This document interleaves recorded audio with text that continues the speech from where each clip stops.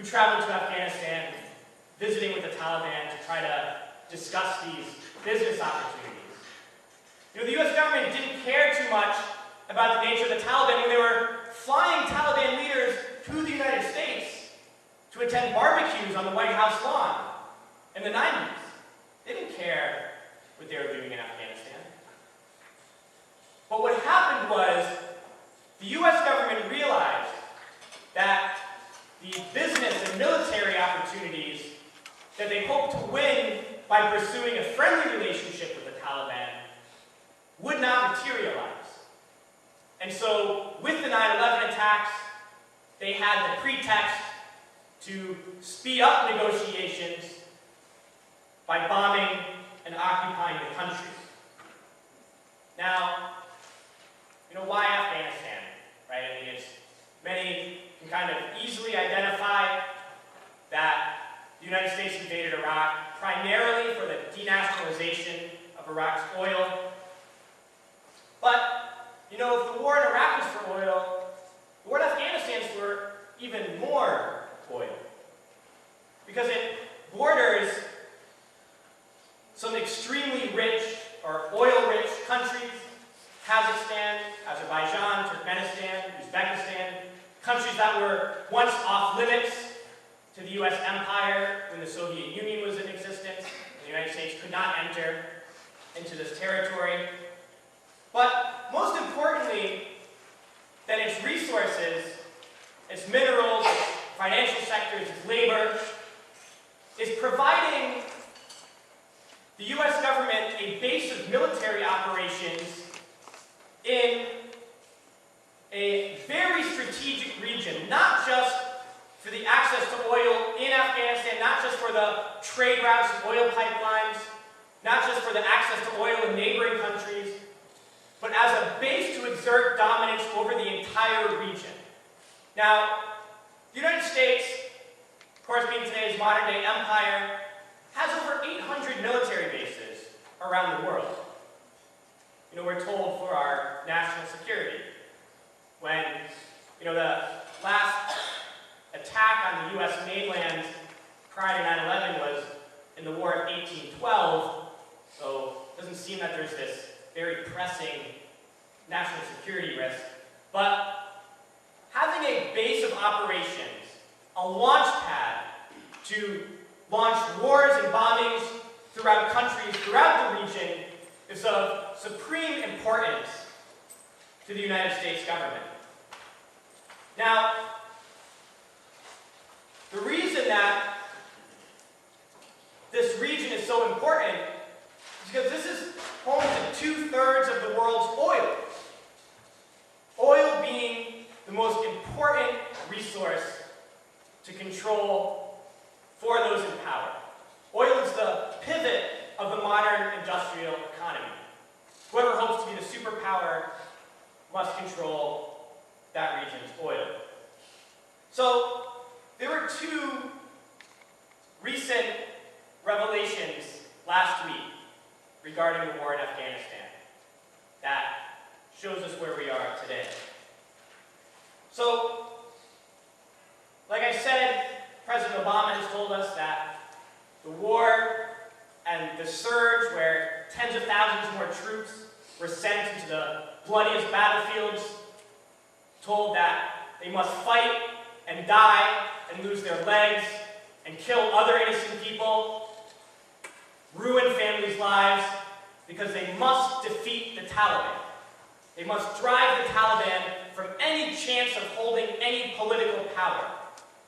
Well, all the while that those soldiers were dying and killing, being told by the commander-in-chief and the Pentagon generals that their sacrifice is to defeat the Taliban, behind closed doors, the U.S. government has been in negotiations with Taliban leadership. And this revelation last week finally confirmed, almost though there was much speculation, but last week admitted that there are these talks happening with the top Taliban leadership where essentially the U.S. government is begging Taliban leaders to take positions in the new government offering them that political power that we're told we must kill and die to prevent. They're telling them, please stop fighting us. We will give you sections of the government if you allow us to do what we want in terms of our economic and military interests. So, why are they doing this? Why is the U.S. military the most powerful military in world history, the largest, most destructive force the world has ever seen? Why are they begging for a truce from the second poorest country on the planet? Well, the reason is from another revelation that we got last week, one that was already speculated about, but one that was confirmed last week, where an official White House report said that, quote, there is no clear path to defeating the insurgency. Meaning that the United States is losing the war in Afghanistan. They're being defeated, not just by the Taliban, but by what the Pentagon admits is over 1,800 separate armed resistance organizations in Afghanistan, fighting the occupation. So this is a widespread, popular opposition to foreign occupation. So, the surge and the continuation of the war, and when tens of thousands more troops were flooded into Helmand province and Kandahar province, causing the highest casualties for Afghan civilians and U.S. troops, so that we have to do this to drive out the Taliban and win the war. The only reason this was done was to try to put the Taliban in a defensive position so they would be more likely to accept a deal with the United States. So, all of those soldiers who died, who came home in a wheelchair, who came home paralyzed, died in a war that the U.S. government knows is lost.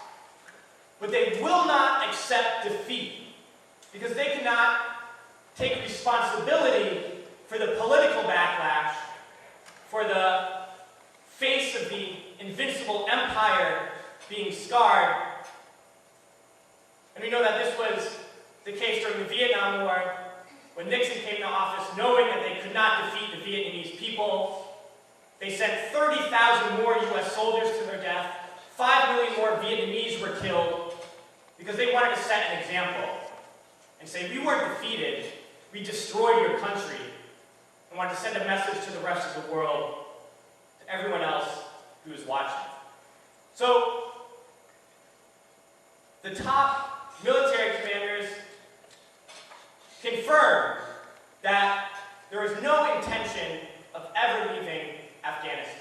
There's a book, Bob Woodward's book, Obama's Wars, which actually made very important, compelling revelations, discussions going on within the Pentagon, where Robert Gates was quoted as saying, we're not leaving Afghanistan next year. In fact, we're not ever leaving at all. Where General Petraeus was quoted as saying, I don't think you win this war. I think you keep fighting for the rest of our lives and the rest of our children's lives. This is another permanent occupation that is planned. And why is this? Right? As I said, home to 2/3 of the world's oil, the most important strategic region in the world to control, but not for us, not for people in the United States, not for students at this university, but for a tiny clique of billionaires who own the oil companies, who own the defense contractors, who sit in plush offices on Wall Street. It's for their profits. It's for their livelihood.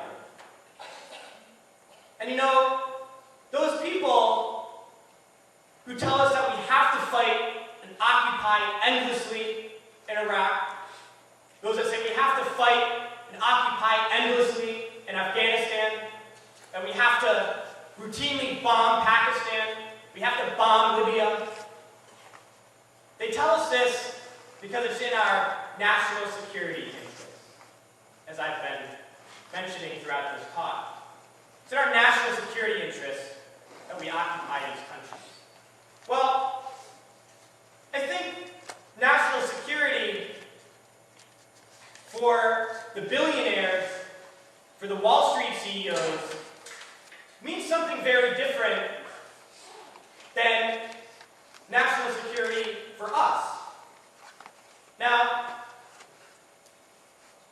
part of this new budget that's come down says that this winter in the Northeast and the Northwest, that millions of families, affecting about 30 million people who are too poor to pay their heating bill, are told that they're going to have their heat shut off this winter because there's not enough money, as they tell us. So 30,000 people being told they must freeze in the winter, I think that's a national security issue. I think that 1 million school children a year being homeless is a national security issue. I think 50 million people in the United States who cannot go to a doctor because they will go bankrupt is a national security issue. But that's not a national security issue to them. To them, national security is having a base of operations scattered throughout the world, and in particular, in very profitable regions of the world. And so, those who say it's in our national security interest to be occupying Iraq and Afghanistan, we have nothing in common with them. We don't own any stock in defense contractors. I mean, raise your hand if you have a parent that sits on an executive board for an oil company. Anybody? No. Ask, if you took a survey of the soldiers who were in Iraq and Afghanistan, how many of them own stock in these defense contractors? How many of them have parents in the Wall Street boardrooms? The answer would be zero. Because they don't fight those wars. They send those who can't afford to go to college, who can't afford health care, who can't find a job. That's who they send to fight these wars. And they pay for those wars by cutting your education, by slashing social services, by cutting off people's heat. And you know that your tuition here is going up because California has a $500 million deficit in education. Well, the wars in Iraq and Afghanistan alone